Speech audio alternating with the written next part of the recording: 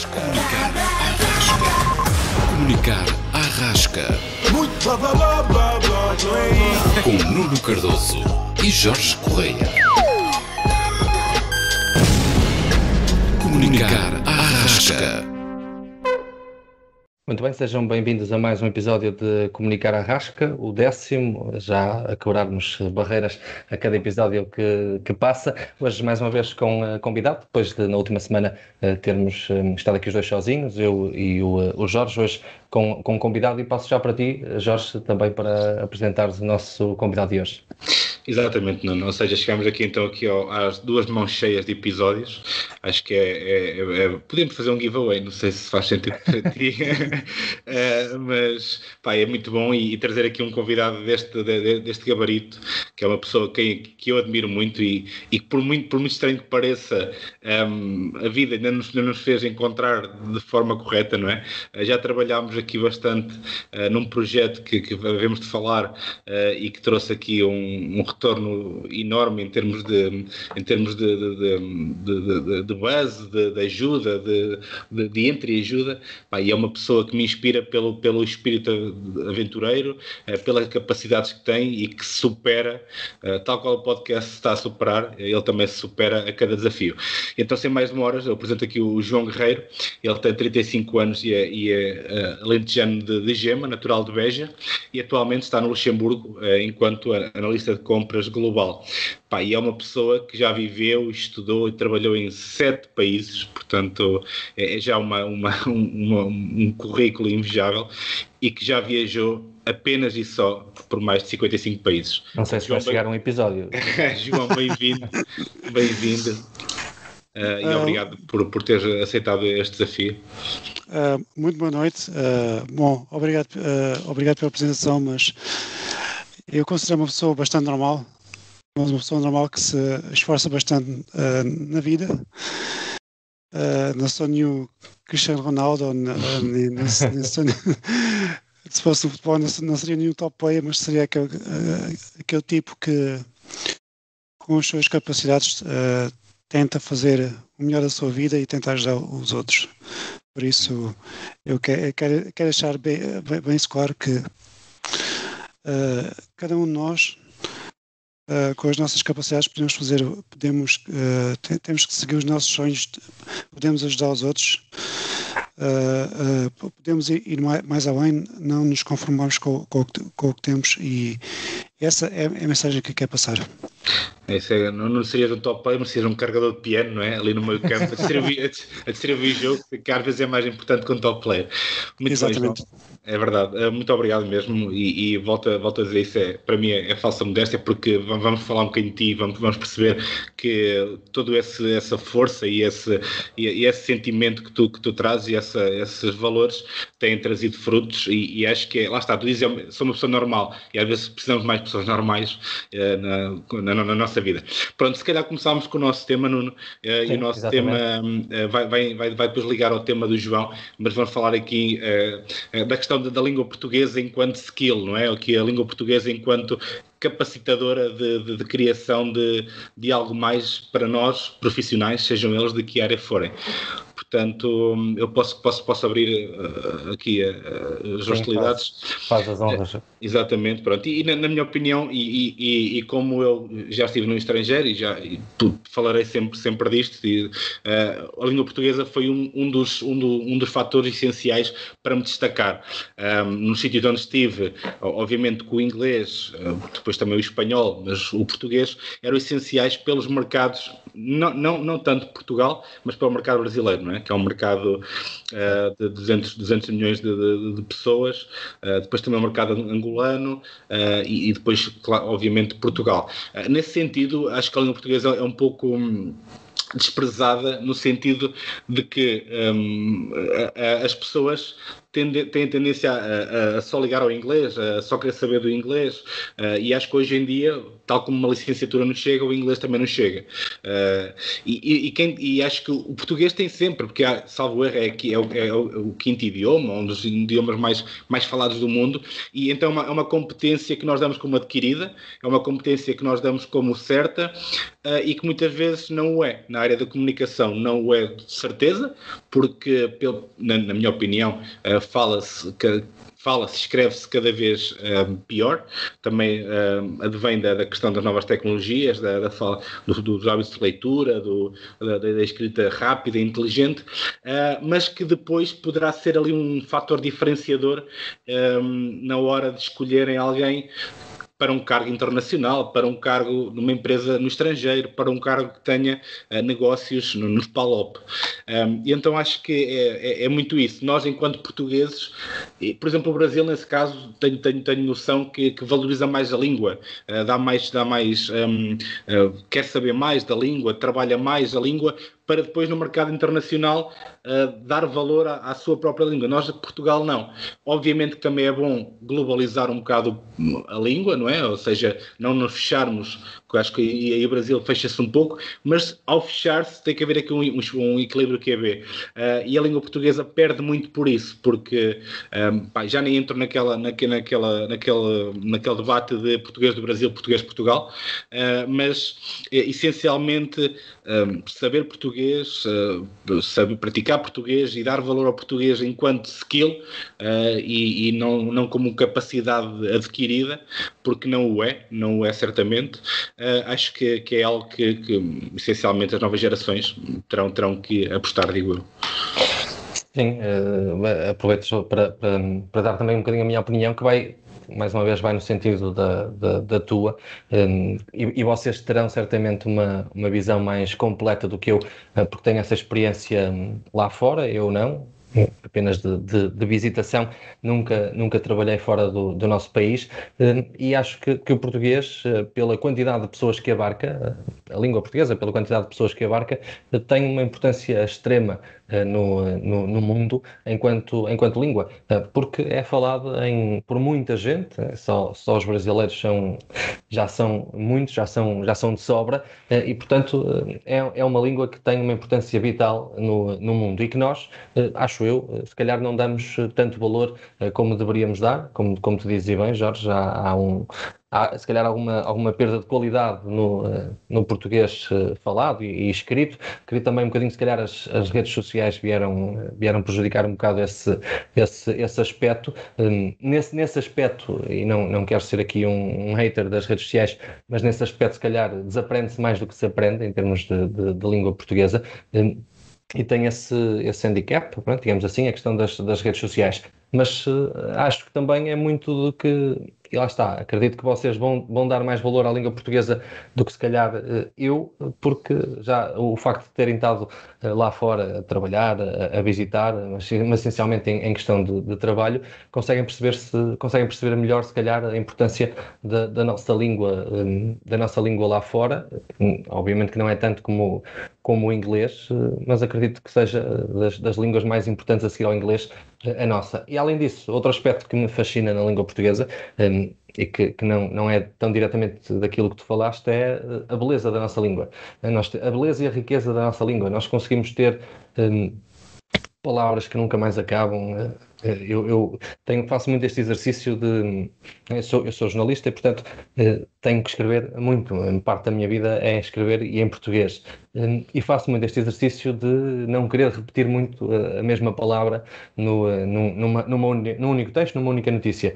E é infindável o número de palavras que nós podemos usar em detrimento de outras. Obviamente que há contextos que só dá aquela palavra muito em específico para usar, as outras se calhar tiram algum sentido àquilo que nós queremos escrever, mas na maior parte das vezes é relativamente fácil tu substituires na mesma frase, dizeres a mesma coisa de 3 ou 4 maneiras diferentes. E isso é algo que é brutal e que se calhar não se presta tanto atenção da riqueza que a nossa língua tem. Pelo menos é esta a ideia que eu tenho. Não sei se partilhada por vocês ou não. João, não sei se quer. Bom, na minha opinião, o português é sobretudo importante nas Américas, por causa do Brasil, e em África, por exemplo, eu já tive a oportunidade de trabalhar em Angola, por isso, na visão do valor intrínseco que quando uma pessoa fala português, para obter oportunidades nesse país, ou seja, para fazer turismo e afins, é uma grande vantagem. Na Europa, na minha experiência, o português tem um papel bem menor. Seguramente que falar português é bem melhor do que falar grego ou do que falar serbo-croata, ou checo, ou mesmo polaco, é ainda uma grande língua na Europa. Eu diria que naturalmente está atrás das grandes línguas da Europa, seja francês, seja naturalmente inglês, alemão, o italiano, o espanhol, mesmo o russo, mas noto que se valoriza o facto de uma pessoa se falar português, e também uma coisa bastante boa, muitos portugueses falam espanhol, o que ajuda muito, e para nós portugueses é uma vantagem bastante grande e que nos pode dar valor, sem dúvida. Acho que trago aqui uma inconfidência, João. Tu sabes algumas línguas, não é? E o que é que, para já, gostava que dissesses quais se o português te ajudou a dar o salto. Ou seja, claro que o inglês e o francês, se calhar, é aqueles mais óbvios, mas depois, salvo erro, tu também aprendeste italiano. Pronto, e a partir daí, o que é que achas que ao aprender essas línguas, teres um bom português, forte, te ajuda? Ou quais as línguas mais fáceis, mais amistosas, digamos assim, para um português aprender? Pronto, eu vou falar um pouco de mim e também como aprendi as línguas e também a minha situação atual. Basicamente, a minha situação nos últimos anos para o trabalho e também na minha vida pessoal, porque a minha namorada é da Eslováquia. Eu vivo no Luxemburgo, que é um país com 3 idiomas oficiais, que se fala bastante inglês e português também. Por isso há uma grande variedade de línguas aqui, mas 99% do tempo da minha vida aqui eu só uso o inglês. Falando da minha experiência de línguas, eu aprendi o inglês na universidade e também aprendi o espanhol quando fiz Erasmus em Espanha, quando estava ainda na universidade. E depois, quando vim para o Luxemburgo, decidi aprender um pouco francês. Eu falo fluente, mas não perfeito. Também decidi aprender italiano, também a mesma situação do francês. Falo fluente, mas não perfeito. E neste momento estou a aprender alemão. E porquê é que eu invisto tanto tempo na aprendizagem de línguas? Porque aprender línguas é uma coisa que eu adoro viajar. Não é só profissionalmente, mas pessoalmente. Nota-se. Eu ia dizer isso. Sim, para viajar, saber essas línguas. Desculpa. Para aprender essas línguas ajuda bastante. E em termos de trabalho, vamos ser honestos, na minha área, e eu também fiz mestrado na Dinamarca, foi tudo em inglês, e depois do meu mestrado, todos os trabalhos que eu trabalhei apenas em inglês, ou sobretudo em inglês. É certo que também, de vez em quando, depende dos países, podia falar francês, ou português, ou espanhol, ou italiano também. Por isso, cada pessoa tem que fazer o assessment, o que é que pode ser importante para si. O conselho que eu dou a toda a malta jovem em Portugal é: serem bons no que fazem, invistam na vossa formação, sejam curiosos, consigam uma boa network, conheçam pessoas, conheçam empresas, isso é bastante importante. Ponto número 1, sejam bons no que fazem. Tentem o melhor para isso. E ponto número 2, aprender inglês. Seja para trabalhar em Portugal, que é bastante importante, seja para depois trabalhar no estrangeiro E uma coisa que infelizmente nos dias de hoje que se vê, infelizmente a economia portuguesa não está a crescer tanto como as outras economias na Europa, e estamos a ficar um pouco para trás, e infelizmente a malta jovem em Portugal está a sofrer bastante com a falta de oportunidades, a falta de economia, a falta de grandes empresas. Mesmo pessoas que são um bocadinho melhores, os salários os salários médios são muito baixos. Por isso eu aconselho as pessoas a terem uma boa formação no inglês, não só para trabalhar em Portugal, mas se virem que estão um bocado desagradados com Portugal, darem um salto, que foi o que eu fiz. E depois, por exemplo, se uma pessoa trabalha no Luxemburgo, eu trabalho só em inglês, mas tenho tentado fazer tenho feito um esforço para aprender francês e alemão nos meus tempos livres. Neste momento já estou a francês C1, alemão B2, e vejo como um investimento para o futuro, porque uma pessoa tem que manter a sua empregabilidade. Não é ser só bom no que faz, mas, por exemplo, aqui no Luxemburgo é muito importante a parte das línguas. Mas, por exemplo, se uma pessoa estiver na Alemanha e há muitos trabalhos em inglês, por exemplo, acho que é importante começar a aprender alemão, e se uma pessoa estiver, por exemplo, na França, começar a aprender francês, e mesmo que se saia depois desse país, vai ser um valor vai dar uma mais-valia muito importante para essas pessoas. Exatamente. Não sei se queres dizer alguma coisa, mas eu só tinha aqui a acrescentar uma pequena coisa, que será mesmo isso, ou seja, a questão e para mim, é a minha opinião, o inglês é quase como uma licenciatura, é quase obrigatório, mas muita gente tem descurado isso e pensa que o inglês é aquele inglês básico, ou aquele inglês que, não, porque o inglês, e o João saberá melhor isso do que nós, o inglês corporativo, o inglês de trabalho vai um bocado mais além. Não chega àquele inglês para visitar enquanto turista, acho eu. Exato. E pronto, e o inglês já é pouco, o francês se calhar também, o espanhol é quase intrínseco, portanto é que daí nós trazemos este tema, porque o português abre horizontes, como o João falou, que muitas empresas multinacionais vão para São Paulo, a maior parte das empresas está em São Paulo, e se calhar nós temos ali valor que é o português, porque a empresa tem uma filial em São Paulo, porque a empresa tem negócios em São Paulo, e eu termino com a minha área, na parte de comunicação.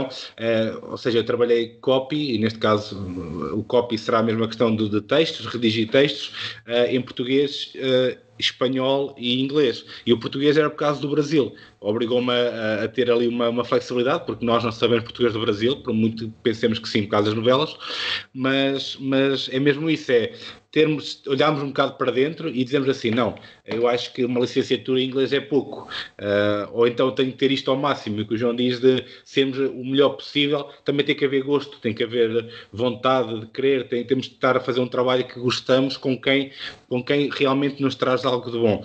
E eu termino mesmo com esta parte, que o português já me safou em Amsterdão, num bar em que era uma portuguesa a trabalhar lá, e que pronto, a noite correu-nos bem a nível de bebidas, porque ela era portuguesa, e nós estávamos a falar em português uns com os outros, e pronto, é mesmo isso. O valor da língua portuguesa está ao virar da esquina, não é?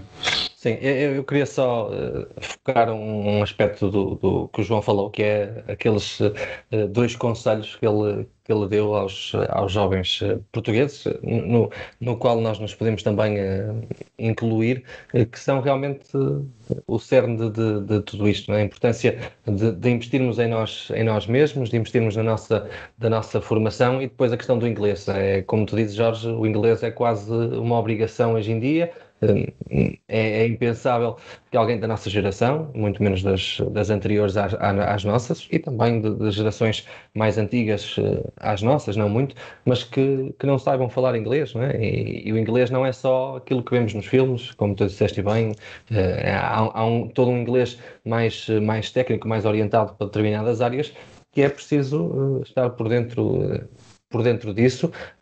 E nem acho que seja realmente preciso ter o objetivo de aprender inglês para sair do país. Não, hoje em dia cada vez mais trabalhar em Portugal nos obriga a falar inglês, na minha área. No meu trabalho atual nem tanto, se calhar, mas Mas há muitos jornalistas que têm que trabalhar em inglês e, portanto, também é importante nesse aspecto. O inglês é que tem quase que ser uma língua obrigatória, né, hoje em dia. Exato, eu diria que é como requisito básico. E também quer dizer que os portugueses, uma coisa bastante boa, eu penso que a malta jovem tem um bom nível de inglês em Portugal comparado com outros países, por exemplo, com a França ou mesmo com a Alemanha ou, para dizer, da Espanha e Itália. Felizmente eu vejo que em Portugal a malta mais jovem tem um bom nível de inglês, mesmo no... E mesmo, mesmo na parte não setor dos serviços, por exemplo, nos restaurantes e afins, isso é uma coisa bastante boa que temos em Portugal. Que a malta mais jovem tem contato com o inglês. Os filmes em Portugal têm legendas e com a voz original. Isso ajuda bastante, pode não parecer, mas não subestimem eu digo à malta jovem em Portugal, não subestimem o vosso inglês. Vocês têm um inglês melhor do que vocês pensam, até.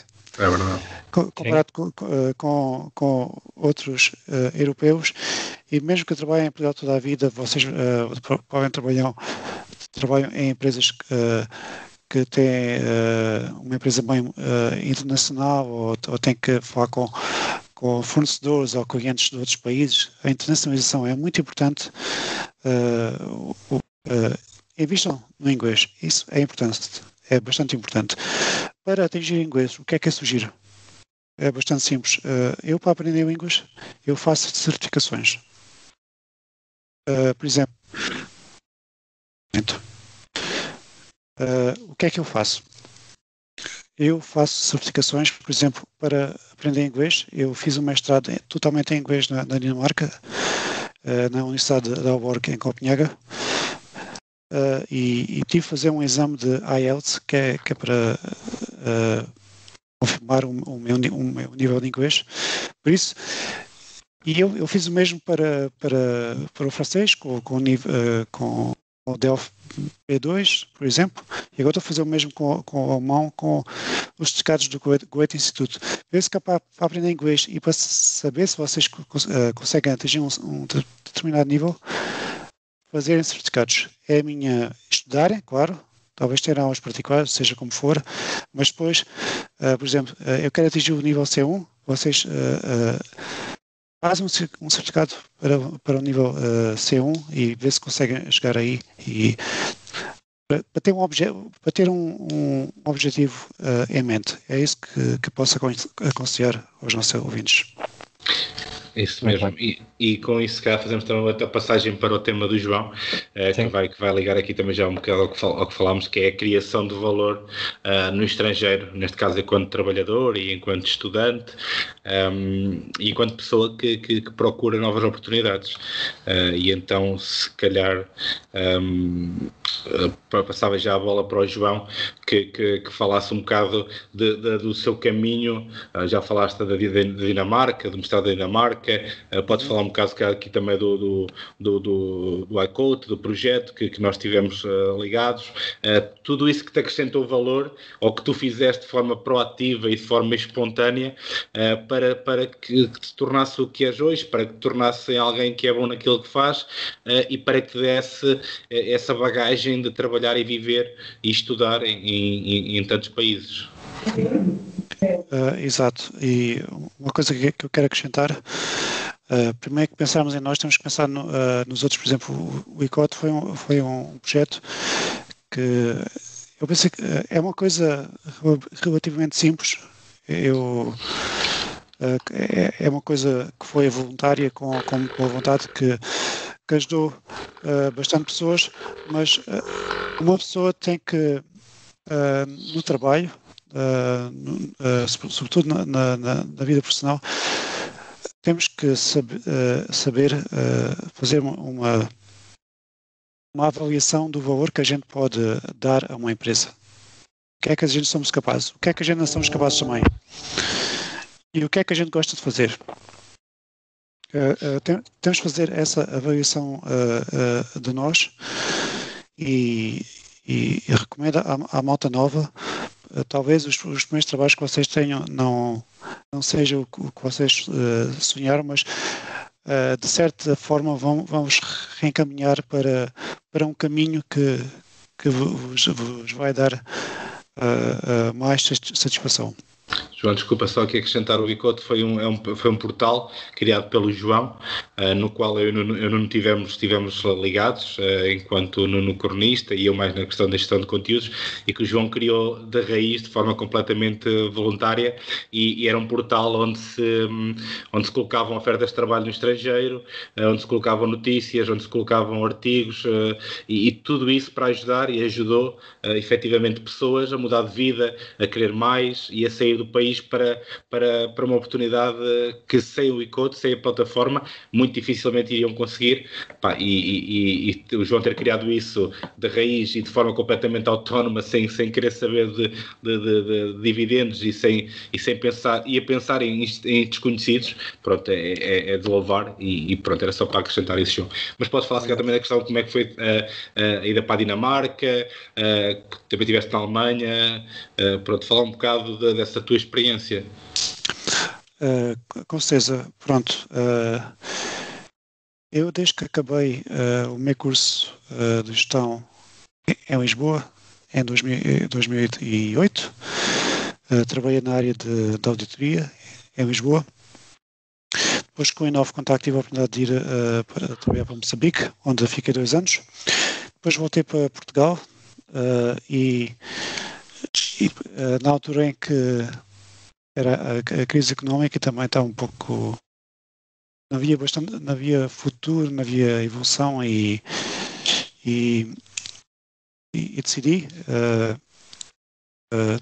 fazer a melhor decisão da minha vida, talvez. Eu digo que é a melhor decisão da minha vida porque acho que foi um ponto de viragem. Fiz um mestrado na área de engenharia em gestão de operações e inovação na Dinamarca durante 2 anos, e nesse mestrado eu tive a oportunidade de fazer um estágio na Vodafone.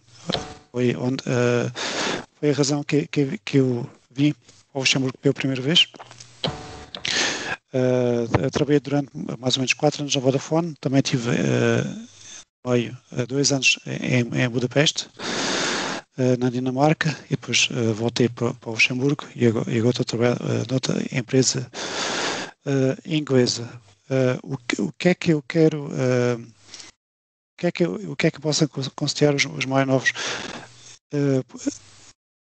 Vejam oportunidades. O que é que vocês gostam de fazer? Há boas oportunidades de fazer mestrados na Europa, baratos ou mesmo gratuitos. Eu vou dizer o meu próprio caso. Eu fiz um mestrado na Dinamarca totalmente gratuito. É óbvio que a Dinamarca não é um país barato. É preciso também ter algumas poupanças, e eu também fiz pequenos trabalhos quando estava na Dinamarca para ter algum dinheiro, mas há oportunidades, e estamos numa economia mais evoluída. O network de pessoas de todo o mundo é bastante bom, e isso alarga horizontes. Por isso, o que eu aconselho a malta em Portugal, tenho essa ideia, estudem, podem, depois de fazer um bachelor degree em Portugal, bacharelato, 3 anos. Uma coisa que talvez possam considerar, se vocês querem dar um push para a vossa carreira, é fazer um mestrado no estrangeiro. Há boas universidades lá fora. Por exemplo, estudar em países como a Alemanha é quase gratuito.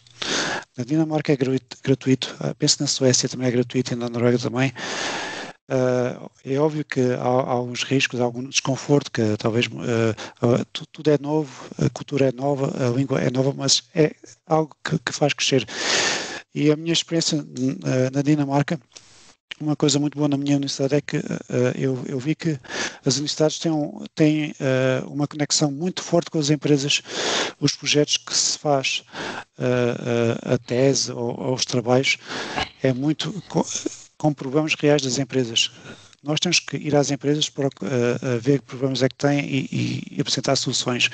Isso não existe muito em Portugal, que em Portugal é muito teórico. Por isso, eu quero informar aqui os nossos ouvintes que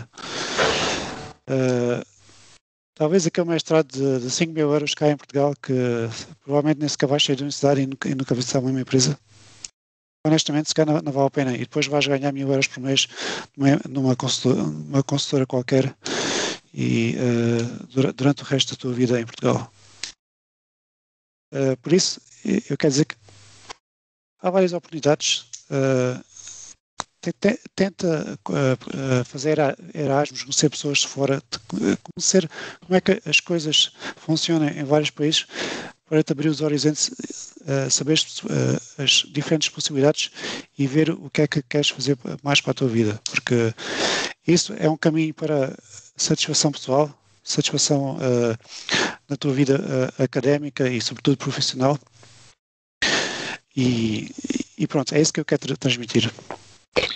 Eu queria focar só em um aspecto que eu concordo a 200% com o João, e que vai de encontro também a outros momentos que nós já aqui falamos, Jorge, neste nosso espaço, que é a importância dos primeiros empregos, né? Os primeiros empregos vão-nos dar um caminho, vão-nos dar uma ideia daquilo que nós queremos para o nosso futuro, porque muitas vezes é muito raro o primeiro emprego de alguém ser o emprego da vida, pelo menos em termos daquilo que tu gostas de fazer, né? É muito difícil descobrir isso nos primeiros anos de mercado laboral e, portanto, é importante nos primeiros anos de entrada no mercado de trabalho nós termos essa oportunidade também, muitas das vezes, nem sempre existe, mas de explorar aquilo que nos oferecem, aqui entre aspas, explorar as oportunidades que existem, estudá-las bem, para daí depois tirar as pedras para traçar o nosso caminho profissional, de forma a que nos possamos sentir realizados e essencialmente satisfeitos com aquilo que fazemos, que acho que é muito mais importante do que muitas outras coisas, não é? Pelo menos é aquilo que eu penso, e acho que é mesmo muito importante essa questão dos primeiros empregos, dos primeiros anos no mercado de trabalho, nós usufruirmos, de certa forma, dos ensinamentos que isso nos está a dar. Sim, eu aqui queria só dizer, eu concordo 98% com o João, só esse 2% é a única coisa que eu tirei mestrado em Portugal, e felizmente correu bem por um motivo, depois aí o João tem razão, que é, se nós não fizermos nada, nada vai acontecer. Em Portugal é muito assim, o João saberá lá fora já não é tanto assim, as universidades estão focadas mais na questão empresarial, de te colocar no mercado de trabalho. Em Portugal não é assim, mas eu, e depois vou falar um bocadinho da minha relação com o João, penso como ele, que é a questão de networking, a questão de falar com as pessoas, a questão de ouvir as pessoas, a questão de querer saber mais, de perceber, de tentar aprender, de tentar... e isso depois organicamente traz-te coisas boas, traz-te contactos ou pessoas que podem ajudar numa determinada altura, e então foi mesmo por isso. Ou seja, eu também pensei na questão do estrangeiro, de tirar um mestrado, uma pós-graduação lá fora, mas pronto, as coisas não surgiram, e eu acho que, obviamente, que lá fora terá não será para toda a gente, também eu e Nuno já falámos sobre isto anteriormente. Sim. Não será para toda a gente, como é óbvio, mas pelo menos tentar, e aqui o João traz uma perspectiva bastante interessante, que é, acho que há muito poucas desculpas para o fazer. Se me vão dizer a língua aprende-se. Se me vão dizer a questão económica, o João aqui trouxe exemplos onde não se paga a universidade sequer, onde há sempre trabalho. Eu lembro, João, não quero estar a mentir, tu trabalhaste na biblioteca, salvo erro, da universidade? Ou trabalhaste na universidade, fizeste uma coisa qualquer? Não. Eu trabalhei em pequenos trabalhos de distribuição de eletricidade de publicidade e afins para ganhar o dinheiro. Pronto, é isso, ou seja, aqui está, é mesmo isso, é tornar as dificuldades em facilidades. Então acho que é muito difícil dizer, não vou porque pode correr mal em Portugal, isso não faz sentido. Portanto, as desculpas começam a ser muito poucas para quem quer reclamar da vida estar mal, ou da vida estar problemática em Portugal. Acredito que seja difícil a mudança, aquele primeiro dinheiro, mas aí já dependemos de nós, já temos que fazer um esforço, trabalhar se calhar em empregos que não gostamos, como disse o Nuno, para amelhar e depois mudarmos a nossa vida. E o João é a prova disso, em carne e osso, de que existe essa possibilidade e que depende dele, depende de nós. E falar aqui um bocado da questão do João, o João já me ajudou a nível de construção de currículo, de procura de emprego, de opiniões sobre diversas coisas, de forma que sempre completamente voluntária, com uma disponibilidade enorme, e mesmo isso, ele não ganha nada com isso. O que ele ganha é mesmo ver alguém bem, alguém feliz, alguém com quem cria networking e que criou aqui uma amizade, para isso, para ele se sentir bem vendo outra pessoa bem. E isto é uma forma de pensar que deveria ser generalizada, que deveria ser partilhada por todos nós, que é essa partilha de conhecimento, essa partilha de experiência, essa partilha de ajuda. Depois depende de quem recebe essa partilha fazer as coisas bem ou mal, como é óbvio. E acho que o João é uma pessoa que personifica essa alma onde eu me revejo muito, que é uma pessoa completamente disponível, completamente à vontade, e que despende o seu tempo pessoal para ajudar quem precisa. O Icote foi um projeto que demonstrou isso mesmo. Ele não precisava de ajudar ninguém, ele estava a trilhar o caminho dele e ajudou a trilhar outros caminhos.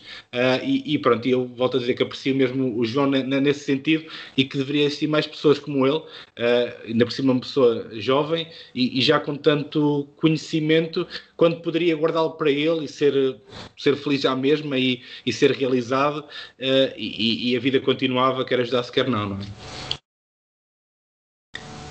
João, não estou metendo nenhuma cunha, nem estou a tentar. Parece. Nem estou a tentar. Mas é bom ouvir isso, obrigado. Não, é verdade, é de coração, acredito. Estou agradecido. E pronto. Eu queria aproveitar para colocar uma questão ao João, aqui num contexto já mais lúdico, se calhar, mas é raro conhecermos alguém que tenha conhecido tantos sítios e trabalhado também em tantos sítios. Gostava de perguntar ao João, a título de curiosidade, de todos os países onde já estiveste, essencialmente em contexto de trabalho, qual foi aquele que mais te deu prazer e gostaste mais de estar, João? É uma boa pergunta. Eu pessoalmente gosto muito do Luxemburgo. Uhum. E o Luxemburgo é um país que, à parte da pujança económica que é, para um pequeno país, é um país muito liberal em termos sociais, e não só económicos, mas também sociais, e também muito com muitas diferentes nacionalidades.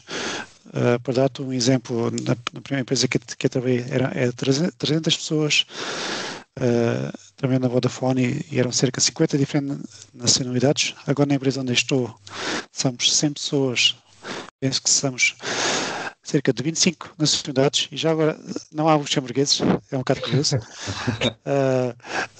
E diria que o Luxemburgo é tipo um Erasmus para adultos.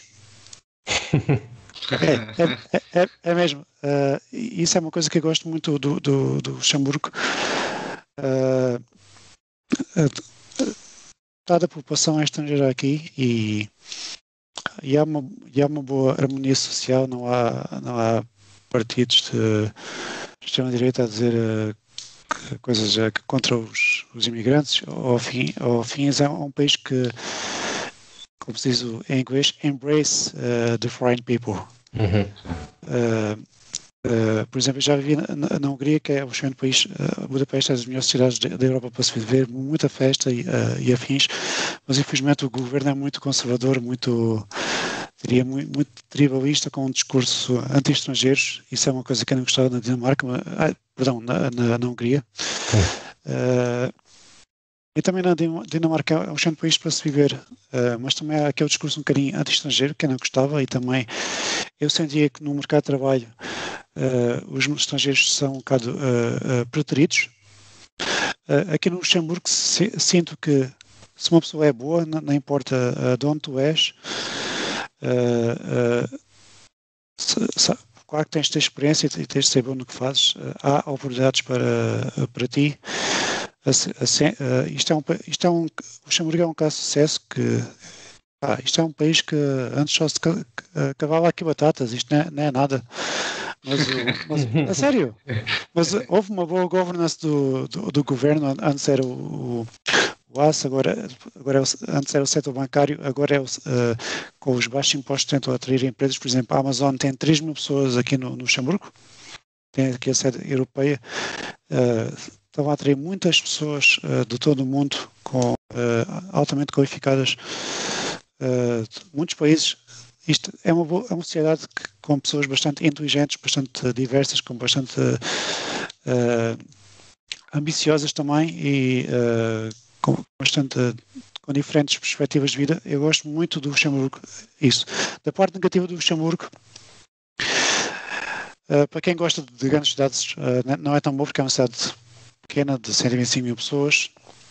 Não tem muita vida aos fins de semana e afins, agora com a Covid ainda menos. Isso é a parte, talvez, e também o alto preço da habitação. Isso é a parte mais negativa do Luxemburgo. Mas eu gosto bastante do Luxemburgo, já estou aqui há 3 anos, já falo bem francês, alemão também está a caminho. E também confesso que talvez daqui a 2 anos talvez considere tirar a nacionalidade luxemburguesa, aprendendo um pouco do luxemburguês. Quer fazer parte da sociedade e de certa forma eu estou num ambiente bastante internacional aqui no Luxemburgo com bastantes nacionalidades, mas ao mesmo tempo faço o meu esforço para a integração aqui. Eu revejo-me nos valores dos políticos aqui. O primeiro-ministro, por acaso, é bastante famoso, foi o primeiro primeiro-ministro a casar-se com o seu marido. Foi um casamento de pessoas do mesmo sexo, por isso vê-se que é uma sociedade bastante aberta e isso apesar de ser um país pequeno, eu gosto bastante dessa parte do Luxemburgo, por isso apesar dos cheios defeitos, Luxemburgo é para continuar. E também a minha namorada trabalha na área da Eslováquia, trabalha na área dos impostos e está bastante bem, por isso estamos aqui bem e é para ficar. Já respondeste à pergunta que eu tinha a fazer, se era para ficar, ia só dizer que também sei que os transportes públicos por aí, por exemplo, são grátis aí, não é? Uma visão completamente diferente do que estamos habituados. Tu quando disseste eu quero tirar a nacionalidade daqui a 2 anos e quero ingressar, eu pensei que ias ingressar na seleção de Luxemburgo, como Luso Luxemburguês. Não, na sociedade. Não, estou a ter contigo. Pronto, e também, se calhar, com o Nuno, também perguntar-te a nível, não de trabalho, mas a nível de visita, 55 países, mais coisa, menos coisa, o que é que aconselharias a alguém que pós-Covid ou entre Covid, que queira visitar um país que tu digas assim, tem que visitar porque sim, ou porque isto ou por aquilo? Ok, isso é uma boa questão. E por acaso, falar em visitas, eu vou para a semana para o Uzbequistão e o Quirguistão. Ok. mais dois. Ok, boa. Uma coisa bastante boa é que viajar está cada vez mais barato e o mundo está cada vez mais aberto. Isso é uma oportunidade para muita gente viajar. Para a malta mais nova, talvez quanto às sugestões, há países bastante baratos na Europa e também noutros pontos e também com bastante culturas interessantes. Eu diria, a malta quer começar a viajar à parte dos destinos típicos do centro da Europa, Paris e Londres e afins, para tentarem a zona dos Balcãs, a Bósnia, a Sérvia, Montenegro, Croácia, são países excelentes e baratos. A parte do Cáucaso, Geórgia, Azerbaijão, por exemplo, ou os países bálticos. Podem começar por aí, eu diria.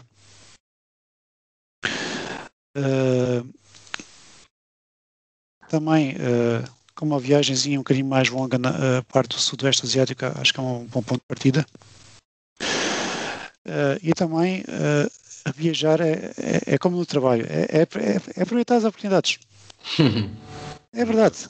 Por exemplo, quando eu via em Budapeste, havia ligações para países um bocado esquisitos, com ligações diretas e bastante baratas com o Wizz Air. Eu fui ao Cazaquistão, ou à Geórgia, ao Azerbaijão, que mais, a Chipre e afins. É aproveitar as oportunidades. Opa, estou na Estónia, porque é que não vai à Finlândia? Eu estou a falar de uma perspectiva muito prática. Cada pessoa tem os seus desejos e tem coisas que gosta mais, e cada pessoa é um caso. Mas, sobretudo, o que eu diria é há sítios bastante baratos que não é preciso gastar muito, com umas horas ou com uma conexão no meio da Europa pode ser facilmente. E ser aberto de espírito, não ter medo. Uma coisa bastante boa, especialmente na Europa, os países são seguros. Eu nunca fui assaltado durante as minhas viagens e afins. Não tenho muitos medos. Vão e explorem, sejam curiosos, descubram comidas novas, falem com as pessoas. É isso que eu, resumido, eu posso aconselhar. Boa, sem desculpas e sem medos. E também, se calhar, não sei, acho que passaríamos agora para a curiosidade. Não sei se o João pode partilhar connosco aqui uma curiosidade que ache interessante, que ache engraçada, que ache o que for, também para aqui para nós e para quem nos ouve. Boa pergunta. Uma curiosidade sobre o quê? Por exemplo? O que achares algo que, redundantemente, algo curioso, seja de um país, sim, seja de um trabalho, seja de uma história, qualquer coisa, que espécie de sabia que algo... Isso é uma pergunta. Eu não estava preparado para isso. Nós gostamos de surpreender. Mas diria que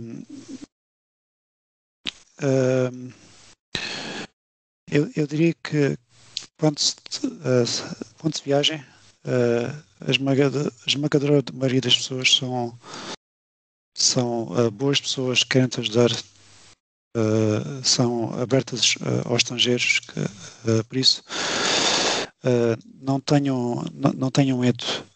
Uma curiosidade, eu posso dizer, eu fui há 2 anos ao Irão. Uhum. E fui convidado para um casamento no Irão. E somos amigos. O iraniano e a sua esposa mudaram-se para a Alemanha e de vez em quando encontramos aqui. E foi o Irão, por acaso, foi dos países que eu gostei mais de viajar. É óbvio que há bastantes métodos quando se fala de Irão, e há algumas restrições. As mulheres precisam de usar lenço na cabeça. Aos homens não são tantas restrições, mas não podemos usar calções e afins, mas é um país com o povo mais simpático do mundo, na minha opinião. E do nada fui convidado para um casamento no Irão e foi uma experiência incrível, e somos bons amigos, e acho que é a maior curiosidade que eu posso partilhar. Não esperávamos por esta. Não, uma boa curiosidade. Então, se calhar terminamos. A conversa poderia ser muito maior, mas acho que já temos aqui um sem número de coisas boas que o João nos trouxe, e que realmente como não defraudámos ninguém a nível de expectativas. Sim, e mais para a frente vamos ter que repetir com o João, não é? Exatamente, porque também queremos saber essa história da próxima viagem, não é? Sim. Só isso. E aliás, tudo bem. Fica já aqui garantido, se o podcast começar a ter sucesso financeiro, poderemos patrocinar-te para fazer as viagens e seja quase como que um jornalista ou um repórter do podcast nesses países que tu visitas menos visitados. Portanto, se calhar passava então à questão das sugestões, sejam elas quais forem.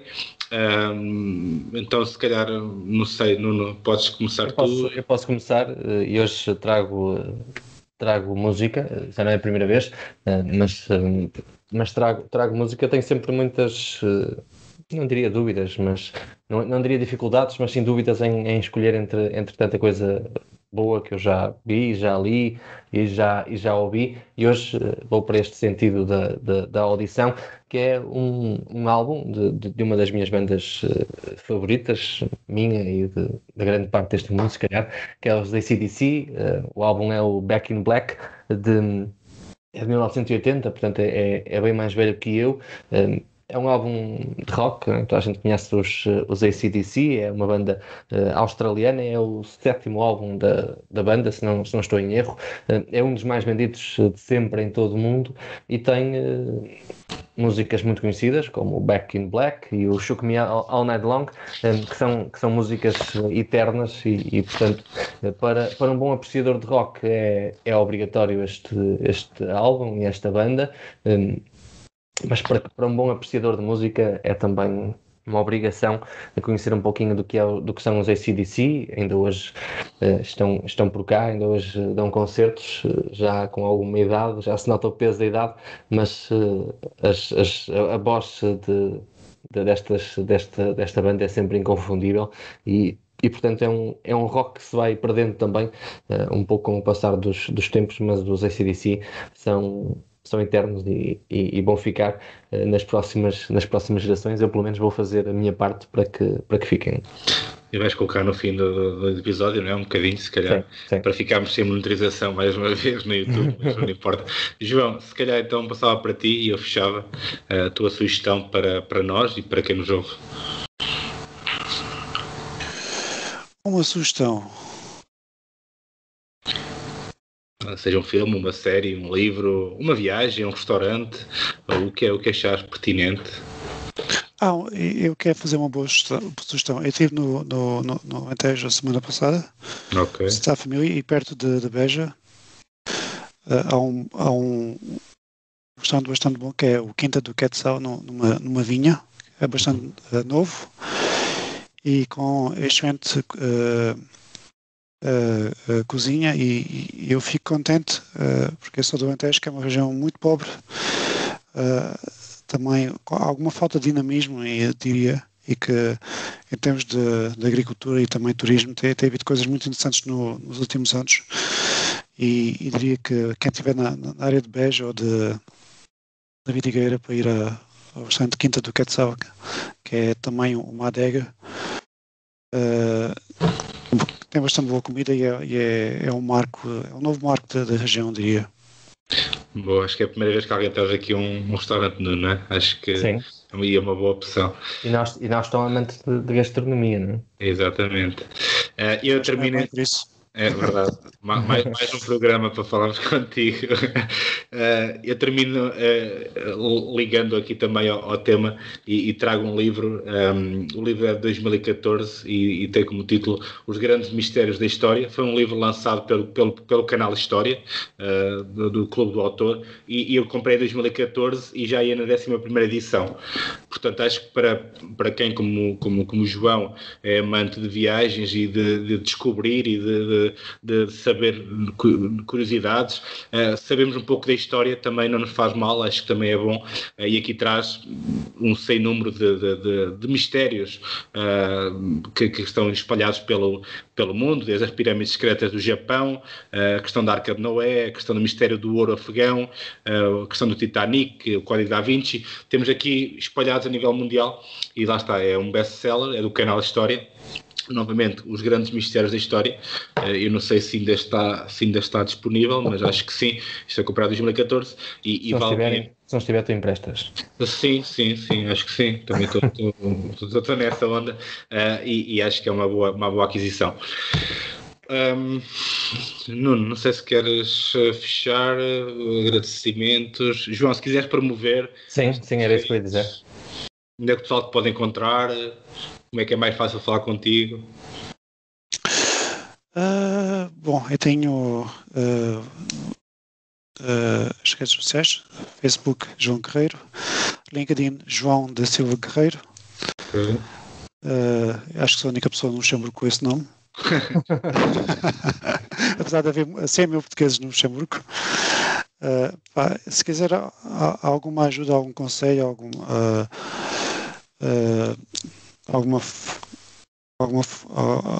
seja do que for, estejam disponíveis e eu respondo a toda a gente que me contacta. É isso. Muito bem. Da nossa parte também estamos no Facebook e no Instagram, facebook.com/conrasca, instagram.com/conrasca e conrasca@gmail.com, nas plataformas habituais, Spotify, Google Podcasts, RSS e YouTube. Pronto, e agradecer mesmo da presença do João, que ainda por cima lá é mais tarde, nós estamos a gravar aqui à noite, lá é mais tarde, e a disponibilidade completa dele de nos ajudar, porque isto é mesmo uma ajuda a mim e ao Nuno, em estar aqui connosco, em partilhar, em querer estar neste projeto e em demonstrar que a personalidade dele, a sua história, e esperemos, e acredito que sim, que será foi uma boa conversa e quem ouvir que irá gostar bastante.